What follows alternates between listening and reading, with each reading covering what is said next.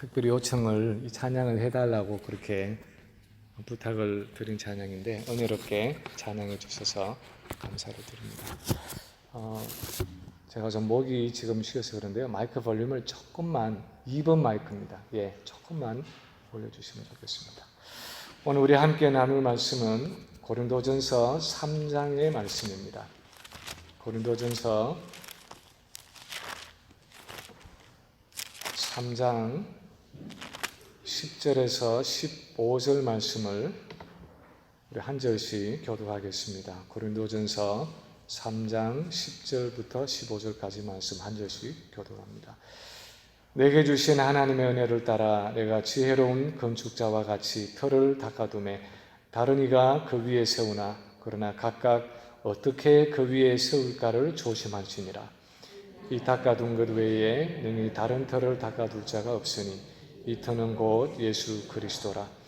만일 누구든지 금이나 은이나 보석이나 나무나 풀이나 짚으로 이 터 위에 세우면 각 사람의 공적이 나타날 텐데 그날이 공적을 밝히리니 이는 불로 나타내고 그 불이 각 사람의 공적이 어떠한 것을 시험할 것임이라.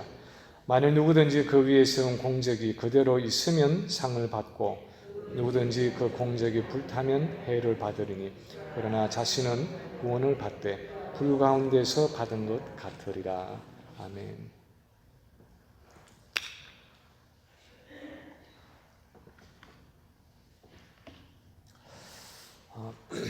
지난 주일에 이미 광고한 것처럼 오늘 예배를 마치면 바로 이어서 올해 정기 공동의회가 있습니다. 공동의회 중에 내년도 예산안을 심의하는 순서가 있습니다. 예산안을 만들기 위해서, 편성을 위해서 우리 예결산위원회에서 올 한 해의 그 재정을 가결산을 해서 이제 새해 예산의 기초로 잡습니다. 이 가결산하는 것은 여러분이 들어보셨는지 모르지만 아직 최종 결산이 아닙니다. 12월 마지막 31일까지 지는 것이 아니기 때문에 최종 결산은 아니지만 지금까지 아니면 무슨 11월 말까지 그렇게 들어온 교회의 수입이나 지출에 근거해서 거기에 근거해서 지금까지의 재정이 어떻게 되었는가를 임시로 결산하는 것입니다. 그래서 11월 말이나 아니면 12월 둘째 주나 그렇게 잘라서 가결산을 하고 나중에 내년도에 이제 최종 결산을 하게 되는 거죠. 그렇지만 이것은 12월 마지막까지 최종 결산을 포함한 것은 아니지만 여전히 지금까지의 결산을 다 포함하고 있기 때문에 가결산이라 그렇게 부릅니다. 임시로 하는 결산이죠. 근데 우리 인생에도 우리의 삶에도 이런 가결산이 때로는 필요합니다. 내 인생이 최종적으로 하나님 앞에 서게 되는 그런 마지막 결산은 아직 남아 있다고 하더라도 지금까지의 내 삶을 가지고 내 인생의 수입과 지출을 한번 비교하면서 내가 적자 인생을 살았는지 아니면 흑자 인생을 살았는지, 혹시 내게 헛되이 낭비한 인생의 자원은 없는지, 만약 이런 식으로 마지막 최종 결산까지 간다고 해도 과연 괜찮은 것인지 한번 내 인생의 가결산을 해볼 필요가 있다는 것입니다. 어쩌면 그것을 위해서 하나님이 매해의 마지막에 이런 연말을 우리에게 주시는지 모르겠습니다. 만약 우리 삶이 달도 구분이 없고 해도 구분이 없어 그냥 막 끊임없이 날만 계속 된다면 아마 가결산을 할 기회가 없을 것입니다. 그렇지만 1년이 12달로 끊어지고 또 그 후에 새로운 한 해가 시작되도록 하나님이 달력을 만들어 주셨기 때문에 적어도 연말을 맞을 때마다 우리가 마치 교회에 매년 결산을 하는 것처럼 내 인생을 한번 가결산할 수 있는 기회가 주어진 것입니다. 특별히 오늘 본문에서 바울은 우리 성도들이 인생의 많은 부분에 있어서 한번 가결산을 해봐야 하지만 교회를 섬기는 일에 있어서 교회를 섬기고 세워가는 일에 있어서도 한번 가결산을 해볼 것을 말씀하고 있습니다. 바울과 같은 사도들은 물론이고 우리 모든 사역자들과 성도들이 내가 지난 한 해 동안 그리스도의 몸인 교회를 어떻게 세워왔는가에 대한 최종 결산이 있는데 그 최종 결산을 앞두고 한번 내 자신의 사역과 삶을 가결산해보라는 말씀을 하고 있습니다.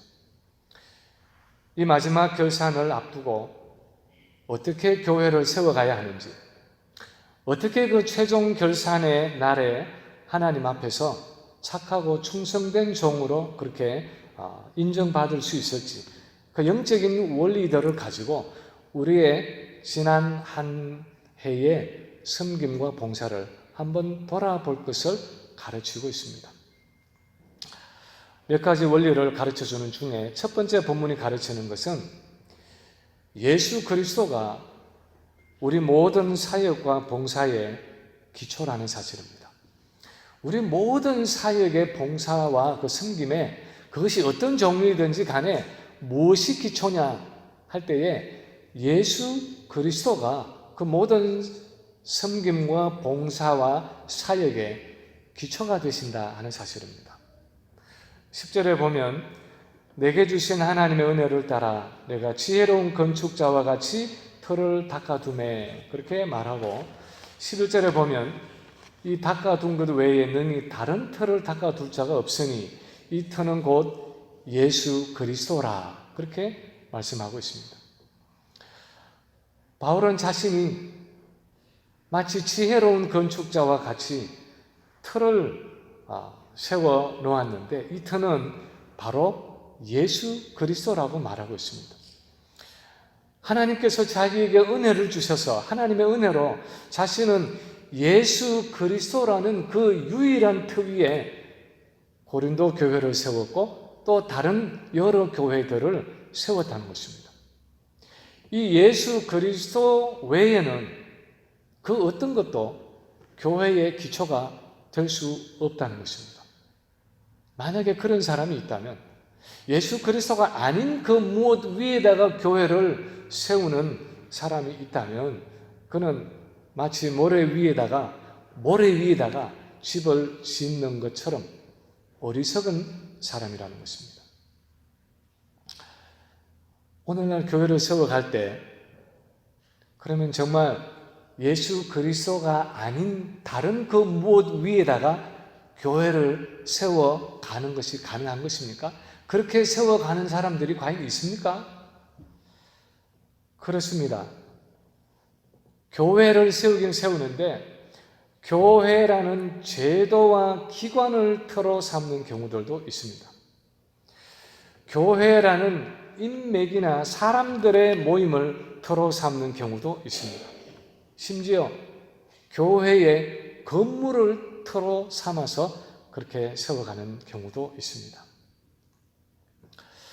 어느 목사님이 목회를 하다가 너무 힘들어서 교회를 사임하고 나서 그 목사님이 고충을 털어놓는 것을 들어본 적이 있습니다. 제일 큰 문제가 뭐냐? 그 교회의 구성원이 주로 친인척들로 구성되어 있다는 것입니다. 그래서 교회의 모든 중직들을 다 가족, 친척들이 가지고 있고 그 구성원들 중에 가족과 친척이 아닌 사람이 거의 없다는 것입니다. 그래서 제3의 사람이 그 교회에 전도돼 온다 하더라도 거기에서 정착할 수 있는, 발을 붙일 수 있는 여지가 없다는 것입니다. 도저히 정착할 수 없다는 것입니다. 사실 그런 교회는 예수님께 속한 공교회라기보다는 거의 사조직에 가까운 교회입니다. 교회가 예수 그리스도라는 터 위에 세워져 있다기보다는 친인척의 혈연 관계 위에 세워져 있다고 말해야 합니다. 또 어떤 교회는 예수 그리스도라는 터 위에 서 있다기보다는 그 교회의 역사와 전통 위에 서 있는 경우도 있습니다. 그 교회가 가지고 있는 오랜 역사와 전통이 그 교회를 끌고 가는 힘이 되어 있는 경우가 있습니다. 나도 모르게, 자신들도 모르게 그 교회를 대표하고 그 교회 사람들이 모이고 그 교회가 운영되어 가는 원리가 그 교회의 오랜 전통과 어떤 역사인 경우가 있습니다. 그런데 사실은 마치 우리가 예전에 아이들을 키울 때에 아이의 몸이 자라나면 아이들이 클 때는 뭐 그냥 쑥쑥 크잖아요. 몇 달이 멀다 하고 그냥 옷이 작아지는데 그렇게 아이들을 키울 때 아이가 몸집이 자라면 이제는 작아지고 낡아진 옷을 버리고 새 옷을 입어야 하는 것처럼 교회라는 조직과 전통도 마찬가지입니다. 교회가 반드시 100년, 200년을 가야 하는 것이 아니라 교회도 한 시대에 그 지역 사회에서 해야 할 삶이 끝나면 기쁨으로 문을 닫을 수도 있어야 하는 것입니다. 한국교회의 미래에 대해서 예측한, 한국교회의 미래에 대해서 예측을 한 그 미래 보고서에 따르면 앞으로 한국교회는 출생 인구가 아주 급격하게 줄어들고 또 장년들이 노령화되면서 한국교회는 앞으로 10년, 20년 사이에 아주 급속하게 고령화되어서 수많은 교회들이 이제는 특히 큰 교회들이 교회의 건물 때문에 부도가 나는 사태들이 이어서 일어날 것이라는 말입니다. 그리고 큰 교회들이 부도가 날 뿐 아니라 작은 교회들은 이제는 주일학교가 없고 새로 영입되는 세대들이 없기 때문에 작은 교회들은 부득이하게 이제는 서로 통폐합해서 힘을 모아야 하는, 그래서 문을 닫고 이제는 여러 교회가 합쳐야 하는 그런 상황이 곧 온다는 것입니다. 그래서 제도와 기관으로서의 교회는 자기의 사명을 다한 후에 이름과 조직을 포기하기도 하고 또 역사와 전통을 양보하기도 하고 다른 교회와 합병할 수도 있어야 하는데, 그래서 기꺼이 사라질 수 있어야 하는데 대체로 그런 사고의 전환을 하지 못할 때에 교회가 어려움에 처할 수 있다는 것입니다. 그 교회의 본질이 사람이라는 사실을 인식하지 못하기 때문에 교회의 조직이나 제도나 전통에 얽매여서 때로는 교회의 건물에 대한 집착 때문에 교회의 가장 본질이 되는 사람을 잃어버리는 경우가 많다는 것입니다. 그 학자가 책을 쓰면서 미래라고 말한 그 2020년이 2020가 바로 우리 코앞에 와 있습니다. 며칠 후면 2020년을 맞습니다. 2020년이라는 그 미래를, 교회의 미래를 맞는 우리가 기억해야 할 것은 교회의 터와 기초는 결코 그런 것들이 아니라는 것입니다. 교회는 인맥도 아니고 교회는 제도도 아니고 교회는 건물도 아니라는 것입니다. 교회의 본질은 우리 각 성도가 예수 그리스도와 영적으로 연합되어 있고 그 머리 되시는 그리스도로부터 생명을 공급받아서 그 그리스도에게 붙어있는 지체가 함께 영적으로 자라가는 것입니다. 그래서 어디까지 자라가느냐? 그리스도의 장성한 분량에 이르기까지 우리 공동체 전체의 믿음이 함께 자라가는 것이 교회입니다. 그 영적인 성숙과 성장이 우리가 추구해야 할 교회의 본질이라는 것입니다. 교회가 존재해야 할 유일한 이유가 있다면 예수 그리스도 때문입니다. 그분이 교회의 머리가 되시고 우리 교회가 그 분의 몸이기 때문에 교회가 존재하는 것입니다. 교회는 몸으로서 머리 되시는 그 예수 그리스도를 위해서 존재하고 예수 그리스도가 원하시는 그 머리가 원하는 것을 몸이 행하기 위해서 그리스도의 손과 발로서 이 세상 가운데서 교회의 사명을 다하기 위해서 존재하는 것이 교회입니다. 내가 교회 사역을 해야 하는 유일한 이유가 있다면 예수 그리스도 때문입니다. 그분이 내게 이 사역을 맡겨주셨기 때문입니다. 그분이 내게 사역할 수 있는 자원을 내게 주셨기 때문입니다. 그분이 내게 생명을 주시고 그분이 내게 힘을 공급해 주고 계시기 때문입니다. 그분이 나의 이 사역을 통해서 영광을 받으셔야 하기 때문입니다.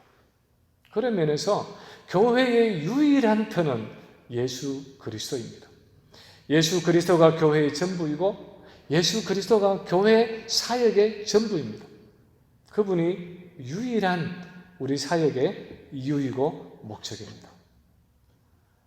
두 번째로 또한 오늘 본문이 말씀하는 것은 우리 성도들은 예수 그리스도라는 그 터 위에 여러 다른 재료를 가지고 집을 짓고 있는 건축자들이라는 사실입니다. 12절에 보면 이렇게 말합니다. 만일 누구든지 금이나 은이나 보석이나 나무나 풀이나 짚으로 이 터 위에 세우면 각 사람의 공적이 나타날 터인데. 다시 말하면 그 시대의 고린도 교회의 성도들은 물론이고 우리 모두는 다 예수 그리스도라는 그 터 위에 교회를 세워가고 있는 건축자들이라는 것입니다. 그런데 우리가 교회를 세워가는 데 있어서 여러 가지 방식으로 여러 가지 은사를 가지고 여러 가지 재료를 가지고 세워가지만 그러나 그 재료들이 다 똑같은 것이 아니라는 것입니다. 그 재료에는 종류가 있다는 것입니다. 오늘 본문에서 바울은 6가지의 재료들을 열거하고 있는데 이것은 더 크게는 2가지로 나누어집니다. 처음에 나오는 금이나 은이나 보석 하는 것은 불에 타지 않는 재료입니다. 재료의 종류는 금이나 은이나 이 보석이 다 다르지만 공통적인 게 있는데 그것은 이 3가지는 불에 타지 않는 내구성이 있다는 것입니다. 또 뒤에 나오는 나무나 풀이나 짚은 불에 타서 없어지는 재료입니다. 만약에 그런 재료로 집을 지었다면 불이 났을 때 그 집은 하나도 남김없이 다 타서 없어지는 재료라는 것입니다. 바울은 여기에서 의도적으로 2 그룹의 재료들을 대조시키고 있습니다. 하나는 영구성이 없는 불에 타는 재료이고 또 하나는 불에 타지 않는 영구적인 재료입니다. 나무나 풀이나 짚과 같이 불에 타는 재료가 의미하는 것이 도대체 무엇입니까? 그것은 사실 우리가 앞에 그 본문들을 보지 않았지만 여러분이 수요일날 오셨으면 보신 것처럼 바울이 앞에서 말한 이 세상의 지혜로 교회를 세우는 일입니다. 사람의 지혜로 교회를 세우는 일입니다. 인간적인 장점과 자랑을 가지고 하나님의 일을 하는 것입니다. 고린도전서 1장과 2장에서 바울이 든 예들을 보면 그 당시의 지식층이 가지고 있던 철학자들이 가지고 있던 논리학이나 철학이나 아니면 그 당시에 정치가들이 사용하던 어떤 수사학이나 웅변 같은 인간적인 방법으로 사람을 모아서 설득해서 교회를 만들어가는 것입니다. 바울은 그런 것들은 교회를 세우는 데 있어서 나무나 또는 풀이나 짚으로 교회를 세우는 것과 같다 하고 말하고 있습니다. 그런가 하면 금이나 은이나 보석과 같은 재료로 불에 타지 않는 재료라는 것은 바울이 앞에서 말한 하나님의 지혜로 교회를 세우는 일을 말합니다. 좀 더 구체적으로는 십자가의 도를 따라서 십자가의 도의 원리를 가지고 교회를 섬기고 봉사하는 것입니다. 예를 들어서 고린도전서 2장 초두에 보면 바울이 그렇게 고백을 합니다. 내가 너희들 가운데 고린도 교회를 처음 세울 때에, 개척할 때에 내가 너희 가운데 아주 약하고 두려워하면서 심히 떨리면서 그들 가운데 사역했다 말하는데, 예수 그리스도와 그의 십자가에 못 박힌 것 외에는 아무것도 전하지 않기로 내가 마음에 작정했다. 왜냐? 내 사역을 통해서 성령과 하나님의 능력이 나타나져서 그들의 믿음이 사람의 지혜에 의한 것이 아니라 하나님의 능력으로 세워지는 것을 원했다는 것입니다. 쉽게 말하면 바울은 많은 것을 가지고 있었고 얼마든지 더 무엇을 할 수 있었지만, 모든 인간적이고 세상적이고 어떤 일반적인 세상에서 사용하는 그런 방법이 아니라 두려워하고 떨면서 오직 예수 그리스도만을 전하면서, 인간적으로 보면 미련하고 초라해 보이고 보잘것없어 보이지만 십자가에 못 박히신 그 예수 그리스도만을 전하는, 그분이 보여주신 그 십자가의 길을 있는 그대로 순수하게 타협하지 않고 전했다는 것입니다. 오늘날 우리도, 저와 여러분도 두 종류의 재료를 가지고 교회를 세워갈 수 있습니다. 하나는 내 인간적인 장점과 화려함과 육신적인 자랑과 능력을 가지고 교회를 섬기는 것입니다. 나를 드러내기 위한 섬김이 교회 안에도 있을 수 있습니다. 내 자신의 자아와 성취를 위한 봉사가 얼마든지 교회 안에서도 가능합니다. 구약의 인물 중에서 모세라는 인물을 여러분이 아십니다. 처음에 모세는 자기가 가지고 있던 그 인간적인 장점, 인간적인 자랑과 능력에 대해서 너무나 자신만만했던 사람입니다.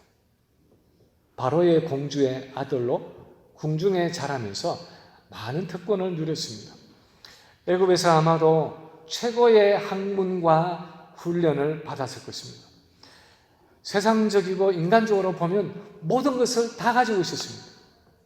그래서 모세가 생각하기를, 하나님이 아마 내가 가지고 있는 이런 여러 가지 특권을 통해서 내 동족 이스라엘을, 지금 종살이하고 있는 이스라엘을 구원해서 그들을 하나님의 백성으로 세우는 그 일에 사용할 것이다 생각했습니다. 그런데 정작 그렇게 생각하고 그걸 가지고 나가서 일을 하려고 했을 때 나타난 결과는 살인자가 되고 도망자가 되어서 미디안 광야에서 40년간이나 도피 생활을 해야 할 뿐이었습니다. 아무도 알아주지 않는 그 흙먼지 나는 광야에서 양을 치면서 40년 동안 모세는 철저하게 자기를 비우고 철저하게 낮아져야 했습니다. 오죽하면 모세는 첫 아들을 낳고 이름을 게르솜이라고 붙였습니다. 그 의미가 뭡니까? 게르솜이란 말의 의미는 내가 이방에서 객이 되었다 하는 말인데, 더 쉽게 말하면 내가 타향에서 나그네가 되었다. 여러분 타향살이 몇 해인가 뭐 그런 노래 아시죠? 그 타향에서 40년간 보내면서 모세의 마음속에 얼마나 한이 맺혔는지 첫 아들을 내가 타향에서 나그네가 되었다 하고 붙일 정도로 자기 신세에 대한 아주 깊은 한탄이 묻어나는 그런 삶을 살았습니다. 그러나 그렇게 자기 자신의 자원을 의지하지 않고 이제는 오직 하나님만을 의지하게 되었을 때에 비로소 하나님이 그 모세를 떨기나무 불꽃 가운데서 불러주셔서 사용하셨습니다.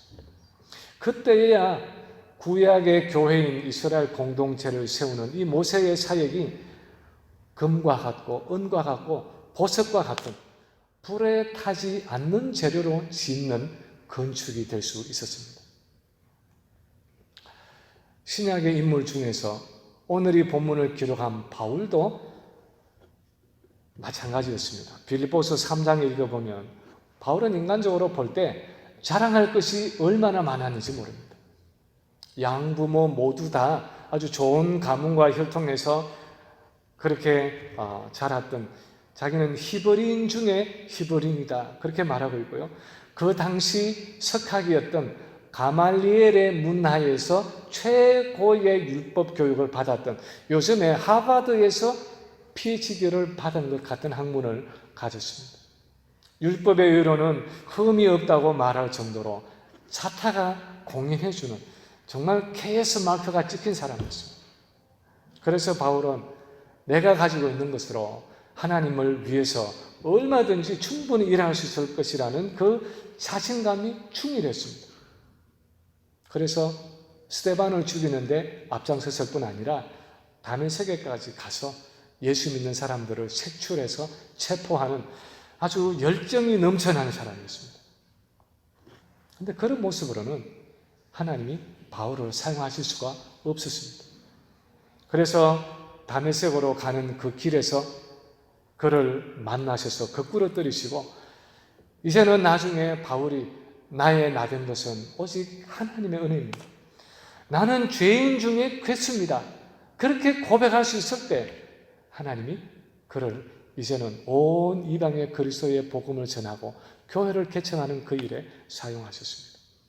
그때서야 바울이 하는 모든 사역이 금과 은과 보석과 같이 불에 타지 않는 재료로 교회를 세우는 섬김과 봉사가 될 수 있었습니다.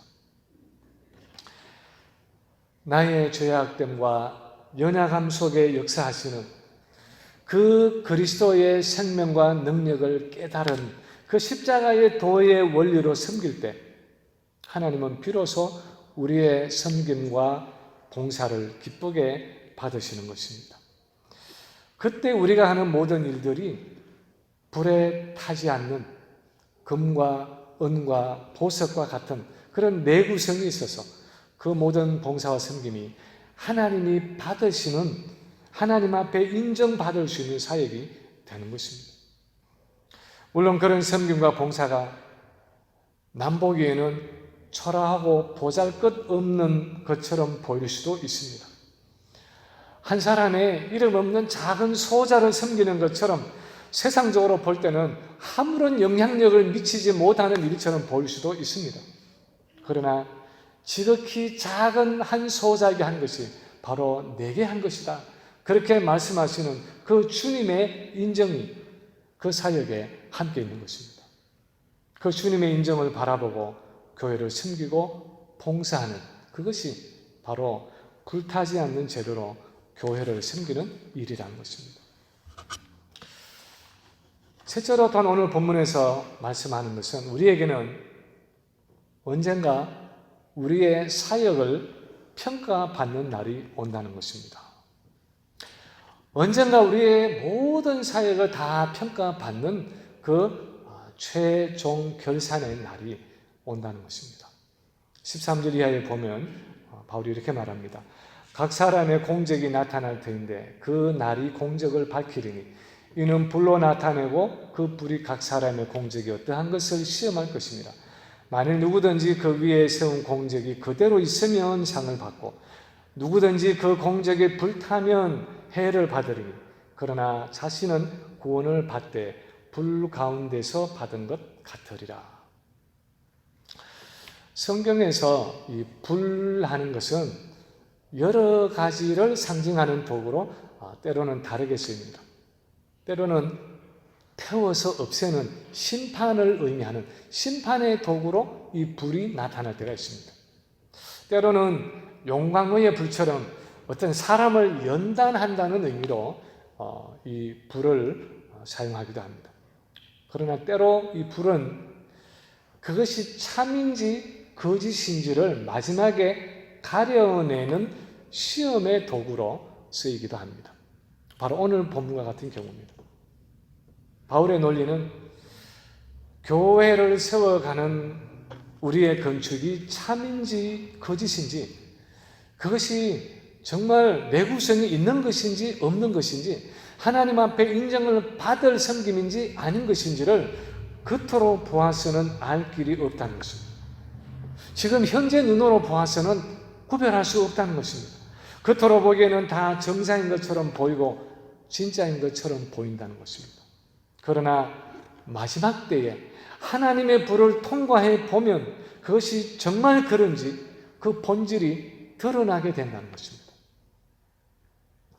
제가 언젠가 이 아마존닷컴에 들어가서 집안에 필요한 어떤 용품을 샀는데 무슨 이 수도 꼭지 같은 거를 어떻게 하다가 한번 싸게 사본다고 아마존에 들어가서 주문을 했습니다. 사진을 보니까 아주 너무너무 근사하게 잘 나와 있어서 이 정도 물건이면 괜찮겠다 하고 주문을 해가지고 그 물건이 왔습니다. 근데 물건을 받아가지고 붙인다고 뭐 이렇게 하다 보니까 그냥 어떻게 붙이다 보니까 뚝 하고 부러졌는데, 부러진 안에를 보니까 겉은 너무 아주 쇠처럼 알루미늄처럼 아주 도금이 잘 되어 있는데 안에는 플라스틱이었습니다. 그래서 시커먼 플라스틱에다가 아주 그 은도금을 아주 말끔하게 해가지고 겉으로 보면은 보통 우리가 보는 그 수도 꼭지처럼 아주 근사해 보이는 물건인데 속에는 플라스틱으로 만들어져 있는, 사용할 수 없는 그런 재료로 만들어져 있었습니다. 오늘 본문에서 바울이 하고자 하는 말이 무엇입니까? 세상 지혜로 세우는 건축과 하나님의 지혜로 세우는 건축은 겉으로 보기에는 별로 차이가 없어 보인다는 것입니다. 아니, 오히려 세상의 지혜로 섬기는 일이 때로는 더 화려해 보이고 더 멋있어 보이고 더 성공적으로 보일 수도 있다는 것입니다. 반대로 하나님의 지혜로 세우는 일은 겉으로 보기에는 초라해 보이고 또 보잘것없어 보이고 실패하는 일처럼 보일 수도 있습니다. 사람들에게 인기가 없고 외면을 당하는 일일 수 있습니다. 고독하고 외로운 일일 수도 있습니다. 그러나 우리가 겉으로 판단해서는 안 된다는 것입니다. 안과 밖의 진실은 마지막 하나님의 심판대 앞에 서 보아야 한다는 것입니다. 그때가 되기까지는 그 누구도 우리 사역의 공적에 대해서 겉으로 판단할 수가 없다는 것입니다.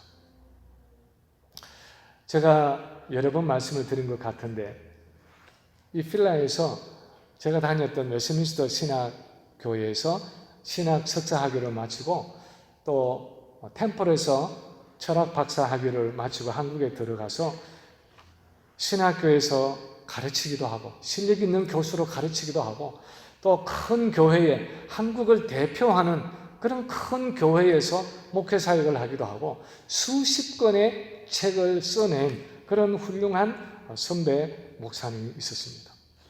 그런데 이 선배 목사님이 기도 중에 입신을 해서 8일 동안에 천국과 지옥을 다녀왔습니다.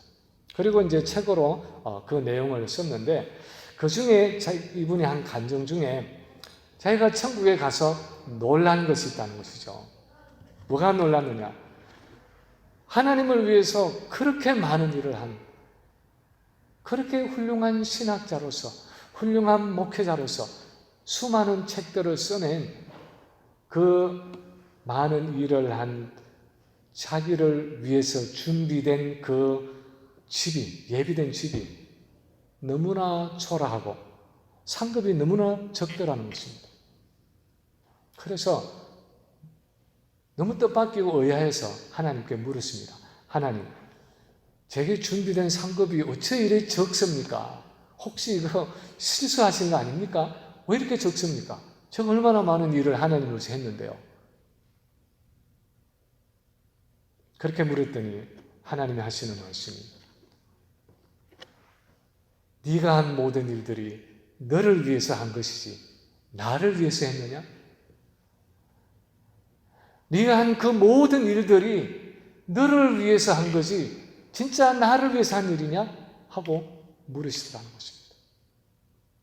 그러면서 책망하시더라는 거죠. 그 일로 인해서 이분이 충격을 받고 8일 만에 그 입신에서 돌아와서는 가장 비천하고 열악한 선교지에서 복음을 전하면서 그 70이라는 나이에 교회를 은퇴하고 신학교를 은퇴하고 70이라는 나이에 아주 열악한 선교지에서 복음을 전하면서 여생을 보내고 있습니다. 초기에 그분은 십자가의 도로 섬기지 못한 것입니다. 내 자신의 능력과 나의 인간적인 자원을 가지고 교회를 세우려고 한 것입니다. 그러나 그것은 나무와 풀과 지푸라기에 불과했습니다. 하나님의 마지막 결산, 하나님의 마지막 불을 통과하지 못할 재료들이었습니다. 그래서 그분이 깨달음을 얻고 70의 나이에 다시 시작한 것입니다. 우리는 과연 어떤 사역을 하고 있습니까? 우리는 어떻게 하나님을 섬기고 어떻게 하나님의 교회를 섬기고 있습니까? 나의 섬김은 하나님 앞에 설 때에 금이나 은이나 보석처럼 불타지 않고 영구히 남을 건축입니까? 아니면 나무나 짚이나 풀과 같이 불에 타서 다 무너지고 재만 남을 건축입니까? 나의 구원은 장차 주님 앞에 설 때에 잘했다, 착하고 충성된 종아 하면서 상급을 동반하는 구원입니까? 아니면 불난 집에서 그냥 내 한 몸 챙겨서 급급하게 몸만 겨우 빠져나온 것 같은 부끄러운 구원을 얻는 모습입니까? 우리는 우리의 섬김과 봉사에 대해서 한번 가결산을 해볼 필요가 있다는 것입니다. 지난주 월요일에 어느 신학교 선배 선교사님과의 참 인상 깊은 만남이 있었습니다. 저보다 한 5년 정도 앞선 선배인데 이분이 MDB 목회학 석사 과정에 들어와서 마치고 신학 석사 과정을 하는 동안에 제가 이제 MDB 과정을 신학교 과정 시작하기 위해서 들어와서 만났습니다. 그렇게 만나고 이분은 이제 풀로에 가서 나머지 박사학위를 받고는 아프리카에 선교사로 갔습니다. 아주 미개한 그런 나라에 선교사로 가서 25년을 선교를 했는데 뉴욕에 이제 연로하신 어머님이 계셔서 이번에 뵙기 위해서 왔다가 연락이 돼서 저도 이제 그분을 만나게 됐습니다. 그러니까 1980년도 말에 그분을 만나고 나서 지금 2019년이니까 거의 30년 만에 만나는 것이죠.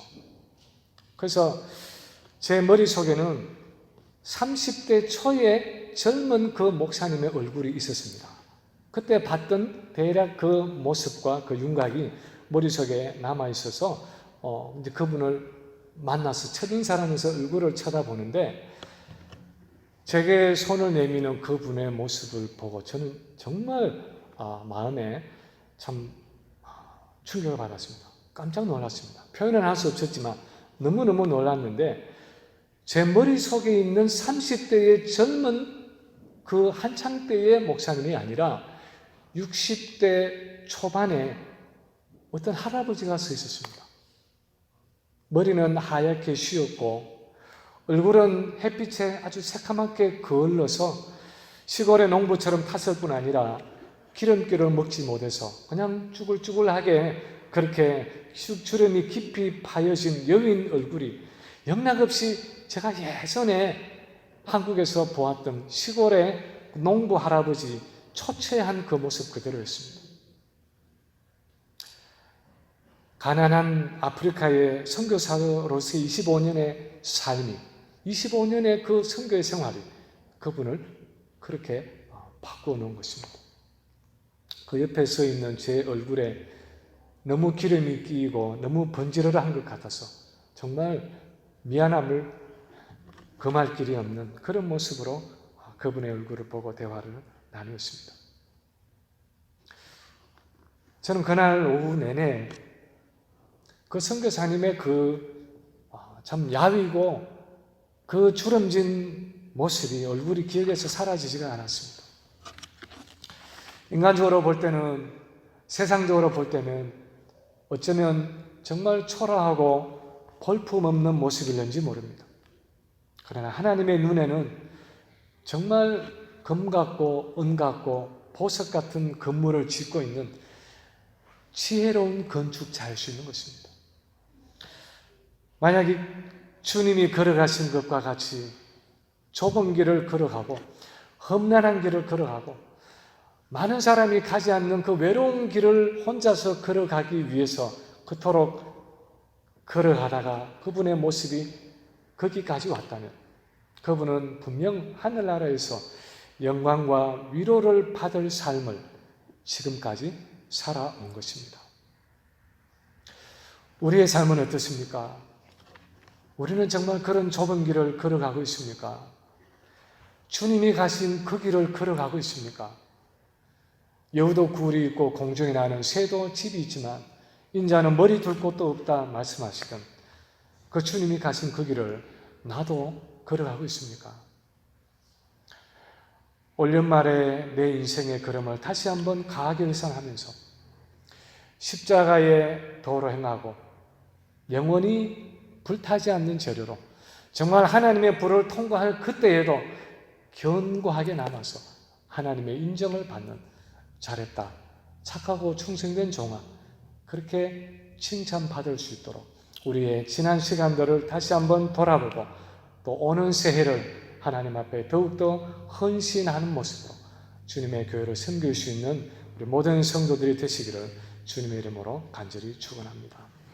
우리 함께 예수 피를 힘입어 우리 주님의 보좌로 나아갈 때 우리의 구원을 위해서나 우리의 봉사와 섬김을 위해서나 우리가 내 힘이 아닌 오직 예수 그리스도의 보혈과 그분의 생명과 능력을 의지하며 살아가고 또 섬길 수 있도록 이렇게 사모하는 마음으로 우리 함께 이 찬양 부르고 잠시 기도하는 시간 가지겠습니다.